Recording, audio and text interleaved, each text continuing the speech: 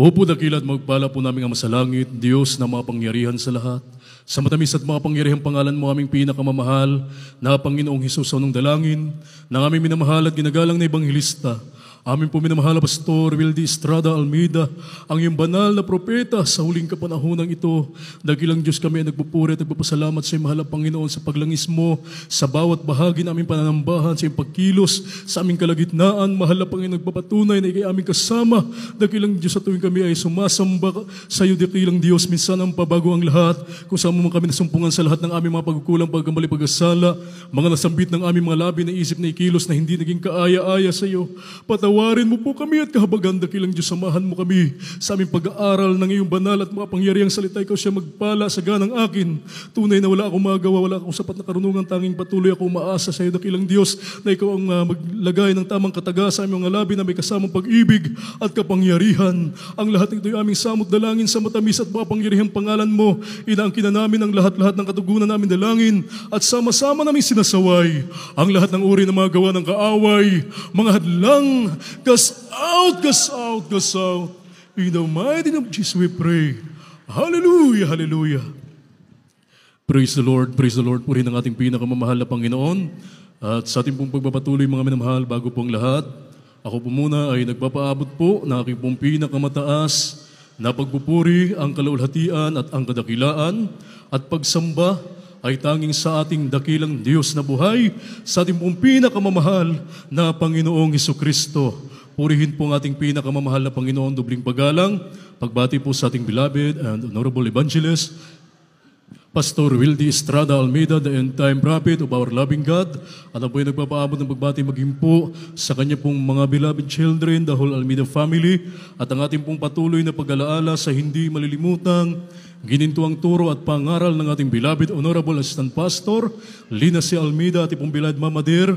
At ako ay nagpapaabot mga mahal na pagbati sa inyo sa magandang hapon po sa lahat po ng narito, sa lahat ng ating mga minamahal na kapatiran, sa mahal na Panginoon, sa lahat ng mga baguhan, mga bisita, magiging sa ating beloved live webcast viewers.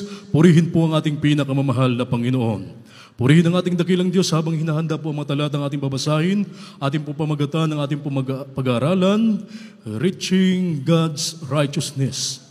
Reaching God's Righteousness, sa Tagalog, pag-abot sa katwiran ng Diyos. Ating bumasahin ang unang mga talata.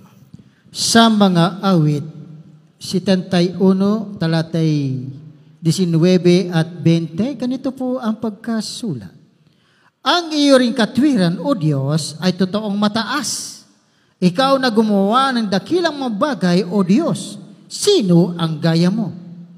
Ikaw nagpakita sa amin ng marami at lubhang kabagabagan, bubuhayin mo uli kami, at ibabangon mo uli kami mula sa mga kalaliman ng lupa. Sa mga awit, 92, talatay 15, ganito rin po ang pagkasulat. Upang ipakilala na ang Panginoon ay matuwid sa aking malaking bato at walang kalikuan sa Kanya. Amen. Amen. Praise the Lord. Purihin ang ating dakilang Diyos. God bless you po, mahal na kapatid, sa pagbabasa ng mga banal na salita ng ating dakilang Diyos. Ang Diyos po ang magpala ng Kanyang mga banal na salita. Palakpakan natin ang ating pinakamamahal na Panginoon. Everybody say, praise the Lord. Praise the Lord. Purihin ang ating dakilang Diyos. Ito po, mga kapatid, ang katwiran ng ating mahal na Panginoon. Ang sabi ng Biblia, ito po ay totoong mataas. Amen? Ito ay mataas, mga minamahal, na dapat ay maabot ng tao. Subalit, kung babasahin natin ang banal na kasulatan, ang katwiran ng tao at ang katwiran ng Diyos ay napakalayo. Amen? Amen.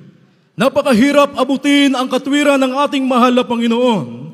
Kaya naman ang sabi ng banal na kasulatan, ang katwiran mo, Diyos, ay totoong mataas. Ikaw ay gumawa ng dakilang mga bagay.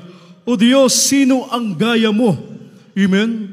Gumawa ang dakilang Diyos ng mga dakilang bagay, mga minamahal, sa buhay ng bawat isa sa atin. Kaya naman tayo ay narito dahil sa habag ng ating dakilang Diyos. Amen? Amen. Yung mga kababalaghang gawa, mga himala, makapangyarihang gawa ng ating dakilang Diyos, ipinakita sa atin, mga minamahal, sapagkat dati, nung tayo ay hindi pa naglilingkod sa Diyos, hindi pa natin nakilala ang tunay na Diyos, puro kabagabagan ang ipinakita sa atin ng mahal na Panginoon, na dapat, mga minamahal, tayo ay nasa ilalim na ng hukay, 6 feet below the ground, mga minamahal. Ang iilan sa atin ay dapat hindi na natin marating ang ganitong katayuan. Subalit salamat sa ating dakilang Diyos, ipinakita niya sa atin, ipinamalas niya sa atin ang kanyang kapangyarihan, ang kanyang katwiran, mga minamahal, at tayo ngayon ay narito, pinagpala ng ating dakilang Diyos. Amen? Amen. Ang sabi ng Biblia, walang kalikuan sa ating mahal na Panginoon. Ang ibig sabihin ng katwiran ng Diyos na ipagtanim ang kasamaan, ipagtanim ang kalikuan, layuan ang buhay makasalanan, mga minamahal, sapagkat ayon ng Diyos ng kasamaan, sapagkat ayon sa ating nabasa, upang ipakilala ang Panginoon ay matuwid, siya'y aking malaking bato at walang kalikuan sa Kaniya. Amen? Walang kalikuan sa mahal na Panginoon. Ang Diyos ay hindi siya nagtatangi ng tao, mga minamahal. Amen? Hindi siya konsentidor. Ayaw ng Diyos pagdating sa kasamaan, sa kasalanan, mga minamahal, hindi niya kinukonsenti ang tao. Kapag ang tao ay nagkasala, ang sabi ng Biblia, ang tao ay mayroong bunga ng kasalanan kapag siya ay gumawa ng kasamaan. At ang kabayar ito ay kamatayan. Kaya ang sabi ng banal na kasulatan, ito ay pinakilala ng Diyos, ang kanyang katwiran na dapat ito ay maabot ng tao, mga minamahal. Amen? Amen. Sa katauhan ng ating mga magulang sa mahal na Panginoon, naabot nila ang katwiran ng ating dakilang Diyos. Amen po ba? Amen? Ang ating mga magulang sa mahal na Panginoon, mga minamahal, nagtiis, naghirap, mga minamahal, hindi inalintana ang kahirapan.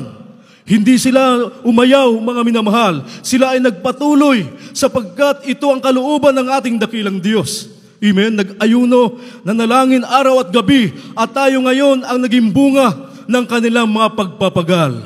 Palakpakan natin ng ating mahal na Panginoon. Kaya kinakailangang maabot ng tao ang katwiran ng Diyos. Amen?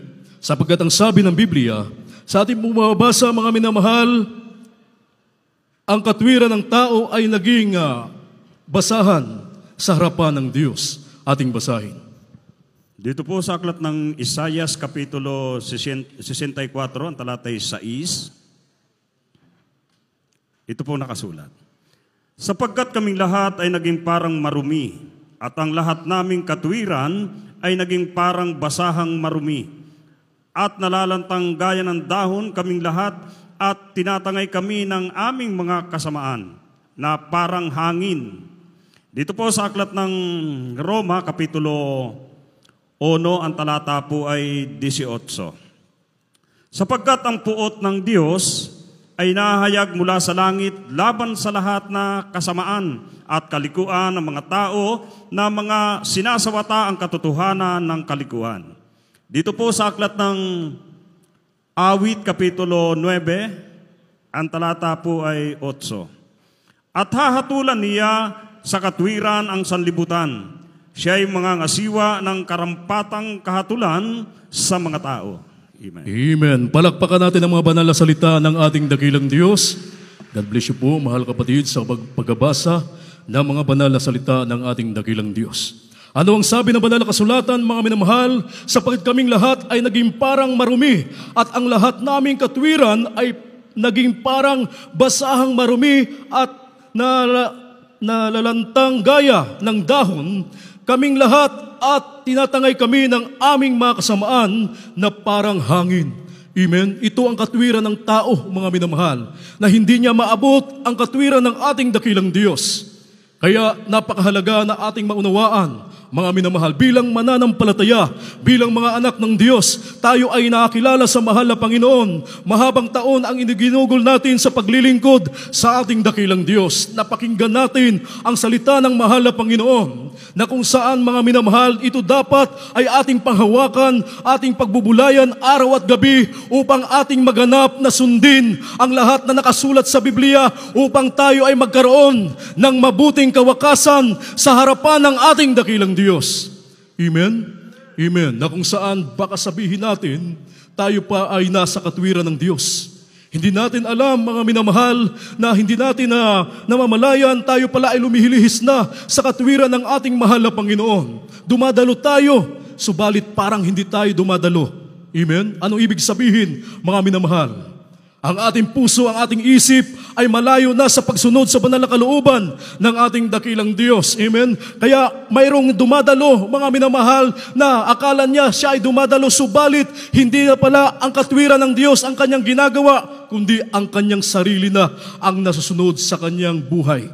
Amen? Amen. Kaya ang sabi ng banal na kasulatan, dumarating ang puot ng Diyos laban sa mga taong gumagawa ng kasamaan na sinasawataang ng kalikuan ang katotohanan, mga minamahal. Kaya dapat ang ating kilos ay pawang katotohanan na naayon sa banal na kalooban ng ating dakilang Diyos. Ang bumubukas sa ating mga bibig ay dapat naayon sa banal na katwiran ng ating mahal na Panginoon. Ang ating mga ginagawa ay ayon sa banal na kalooban ng ating dakilang Diyos upang hindi dumating sa ating buhay ang galit ng mahal na Panginoon na kung saan dati, mga minamahal, tayo ay nailayo na doon sa galit ng Diyos. Mula nang ating tanggapin ang ating mahal na Panginoon bilang Diyos at Hari ng ating buhay, tayo ay nakatakas na doon sa buhay makasalanan, buhay na nabubulok sa kasalanan, mga minamahal. Dinala tayo ng Diyos dito sa tunay na paglilingkod. Nilinis tayo ng mahal na Panginoon sa pamagitan ng paglubog sa tubig sa pangalan ng ating dakilang Diyos at ang salita ng mahal na Panginoon. Sa tuwing tayo ay dumadalo,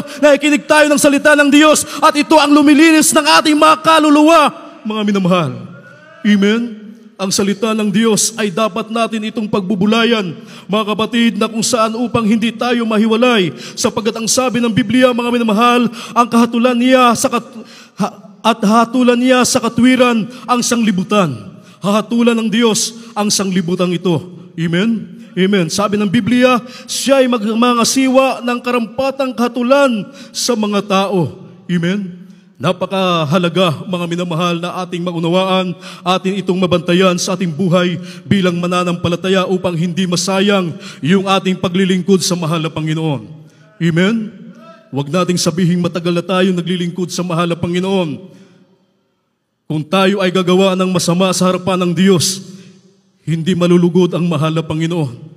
Amen? Tumitingin ang Diyos, mga minamahal, sa ating kasalukuyang ginagawa. Kung ano ang ating ginagawa ngayon bilang mananampalataya, bilang totoong mga Kristiyano na lumalakad sa kalooban ng mahal na Panginoon, ay ito ang ititingnan ng mahal na Panginoon, yung nakaraan nating ginagawang mabuti. Kapag ito'y ating nilayuan, mga minamahal, hindi yun aalalahanin ng Diyos.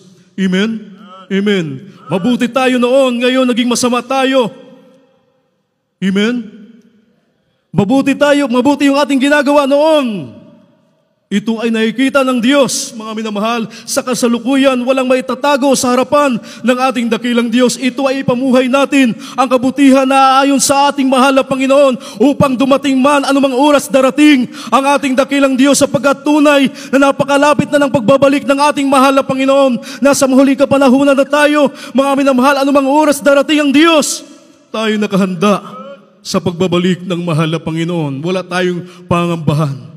Sapagkat ang kamatayan ng tao, maaari ito, siya ay dadaan sa pisikal na kamatayan, mga minamahal. Amen?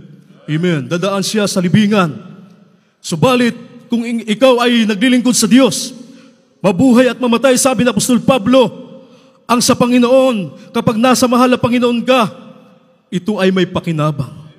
Amen? Amen. Kaya walang katatakutan ng Kristiyano, mga minamahal, sapagkat anumang mangyari sa ating kapaligiran, mayroon tayong Diyos na masasandigan, mayroon tayong Diyos na matatawagan, mayroon tayong Diyos, mga minamahal, na kayang duminig ng ating mga panalangin.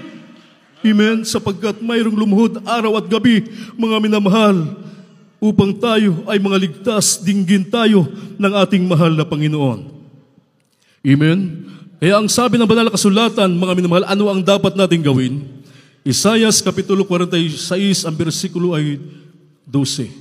at awit 40, ang bersikulo ang 9 at 10. Amen. Praise the Lord. Dito po sa aklat ng Isaiah 46, versikulo 12. Iyon dinggin ako, niyong may mamatigas na loob, na malayo sa katwiran. Dito po sa aklat ng awit, 40, versikulo 9 hanggang 10. Ako'y mapahayag na mabuting balita na katwiran sa dakilang kapisanan. Narito, hindi ako mapigilan ng aking mga labi, O Panginoon, na iyong malalaman, na hindi ko kinubli ang iyong katwiran sa loob ng aking puso, na aking binalita sa iyo na pagtatapat, na iyong pagliligtas, na hindi ko inilihim ang iyong makaganda loob at ang iyong katotohanan na dakilang kapisanan. Amen. Amen. Palakpakan natin ang ating pinakamamahal na Panginoon. Everybody shout, praise the Lord! Purihin ang ating dakilang Diyos. Atin daw pakinggan, mga minamahal. Pakinggan na mga tao na malayo sa paggawa ng katwiran ng mahal na Panginoon. Ang sabi rito, inyong dinggin, ako ninyong may mapagmatigas na loob na malayo sa katwiran. Amen? Amen. Dapat sa mga Kristiyano, hindi ito ang makikita sa atin. Malayo sa katwiran ng ating dakilang Diyos. Ito ay sinasabi, mga minamahal, doon sa hindi naglilingkod sa Diyos, malayo sa katwiran ng mahal na Panginoon. Kinakailangan nilang lumapit sa Diyos, kanilang isuko ang kanilang buhay sa mahal na Panginoon, na kung saan tanggapin nila ang Diyos bilang Diyos at Hari na kanilang buhay, gaya natin ngayon, mga minamahal, na naglilingkod sa tunay na Diyos. Amen? Dapat sila ay lumapit sa Diyos, sumampalataya sa ating mahal na Panginoon, sapagkat ito ay pinapahayag ng dakilang Diyos sa pamamagitan ng kanyang mga ngaral, mga minamahal. Ang sabi, ako'y magpapahayag ng mabuting balita ng katwiran. Ito ang mabuting balita ng katwiran, ang salita ng Diyos, mga minamahal, na kung saan ito ang magdadala sa tao doon sa mabuti, mga minamahal, upang ihango sila ng mahal na Panginoon sa kasamaan, upang hindi sila mapahamak, mga minamahal. Amen? Ang sabi, hindi ko ikinubli ang iyong katwiran sa loob ng aking puso. Aking ibinabalita ang iyong pagtatapat at ang iyong pagliligtas. Hindi ko inilihim ang iyong kagandahang loob at ang iyong katotohanan sa dakilang kapisanan. Palakpakan natin ang ating mahal na Panginoon. Everybody say, praise the Lord! Ito ang katwiran ng ating mahal na Panginoon sa ating buhay, mga minamahal. Kaya hindi nawawala yung mga patutuo. Ating napapakinggan palagi kung ano ang ginawa ng Diyos sa kanilang buhay. Kanila po ay pinapahayag, ang kanila po nga ay pinapahayag ang kabutihan ng Diyos. Amen? Ang salita ng Diyos, ito ay pinapahayag, hindi lang dito, mga minamahal, sa kapisanan ng mahal na Panginoon, dito sa kapulungan ng ating dakilang Diyos, dito sa bahay-sambahan, maging sa labas, mga minamahal, ipinapahayag natin ang salita ng Diyos upang ang tao ay maligtas, makakaalam ng katotohanan, mahango sila sa pagkapahamak, mga minamahal. Amen? Ito ang katwiran ng ating dakilang Diyos na dapat nating isabuhay, sapagkat kapag naisagawa natin, mga minamahal, na tayo po ay palaging naroon, nagsusumikap, mga minamahal, na ganapin ang banal na kalooban ng ating dakilang Diyos. Ang sabi ng Biblia, ang katwiran ng Diyos ay mahayag sa atin. Ipahayag ng Diyos, mga minamahal, ang kanyang katwiran, mismo ang mahal na Panginoon maghahayag nito sa pamamagitan ng ating mga pananampalataya. Ating basahin ang mga huling talata at magsipaghanda ang mga awit maging na mga manunugtog. Amen. Praise the Lord. Sa mga taga-Roma, 1 talata 17, ganito po ang pagkasulat. Sapagkat dito, ang katwiran ng Diyos ay mahayag mula sa pananampalataya hanggang sa pananampalataya. Gaya ng nasusulat, ngunit ang ganap ay mabubuhay sa pamamagitan ng pananampalataya. Dito po sa unang Pedro 1 talatay 5, balik sa 4, ganito rin po ang pagkasulat. Nasa kapangyarihan ng Diyos ay iniingatan sa pamamagitan ng pananampalataya sa ikaliligtas na nahanda upang ihayag sa huling panahon. 4, sa isang manang dinasisira at walang dungis at hindi kumukupas na inilaan sa langit para sa iyo. Amen. Palakpakan natin ng malakas sa palakpak ang ating dakilang Diyos. Everybody say, praise the Lord.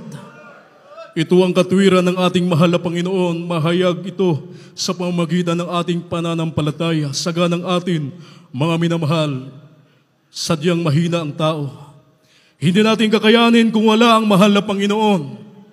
Subalit kung mayroon tayong pananampalataya, mga minamahal, ito ang maghahayag sa atin. Ihayag ng Diyos ang kanyang katwiran sa atin at tayo ay magkakaroon, mga minamahal, na mabuting kawakasan sa harapan ng mahal na Panginoon, na kung saan ang sabi ng banal na kasulatan na ang kapangyarihan ng Diyos ay iniingatan sa pamamagitan ng pananampalataya sa ikaliligtas na nahanda upang ihayag sa huling panahon. Amen. Nasa huling kapanahunan na tayo, mga minamahal. Nariyan ang ligligan, mga minamahal, mga pagsubok, mga kahirapan, dumarating sa bawat isa sa atin. Mga Kristiyano, mga minamahal, nililiglig, mga minamahal. Pilit inaagaw ng kaaway sa kamay ng mahal na Panginoon. Subalit sa pamamagitan ng ating pag-asa, paniniwala at pagtitiwala sa ating dakilang Diyos, na kung saan ito ang pananampalataya, saganang atin wala tayong kakayanan. Subalit kung tayo ay manatili sa pananampalatayang ito, ipamuhay natin ang pananampalataya na kung saan tayo ay hawakan ng Diyos. Ano at ano man ang mangyari, mayroon tayong panghawakan, yung salita ng Diyos na ipinangako sa bawat isa sa atin, mga minamahal. Na kung saan nangako ang Diyos na tayo ay hindi iiwan ng mahal na Panginoon. Tayo ay hawakan ng Diyos mula sa wakas ng lupa hanggang sa pagbabalik ng mahal na Panginoon. Tayo ay nandito palagi. Mga minamahal, asahan natin na tayo ay makapanatili sa paglilingkod sa mahal na Panginoon, na kung saganang atin, mga minamahal, hindi natin kaya, kung tayo ay hawak sa mahal na Panginoon, maaari tayo makabitaw. Subalit kung ang Diyos ang hawak sa atin, kailanman hindi tayo bibitawan ng ating dakilang Diyos. Makikita natin ating mga sarili na patuloy, mga minamahal, sa paglilingkod sa ating dakilang Diyos. Nakatayo, mga minamahal, na patuloy na gumaganap ng banal na kalooban ng ating dakilang Diyos. Dito pa man sa lupa, maranasan natin ang kapangyarihan ng Diyos at ang manang isinasabi ng Biblia. Doon sa langit, mga minamahal, ang magkaroon tayo, mga kapatid, na kung saan itong manang ito ay hindi kumukupas, ito ay hindi lumilipas, mga minamahal. Doon sa langit, walang pagluha, walang pag-iyak, mga minamahal, walang kahirapan. Doon ay puro kagalakan sa piling ng ating mahal na Panginoon. Kaya tayo umawit sa mahal na Panginoon.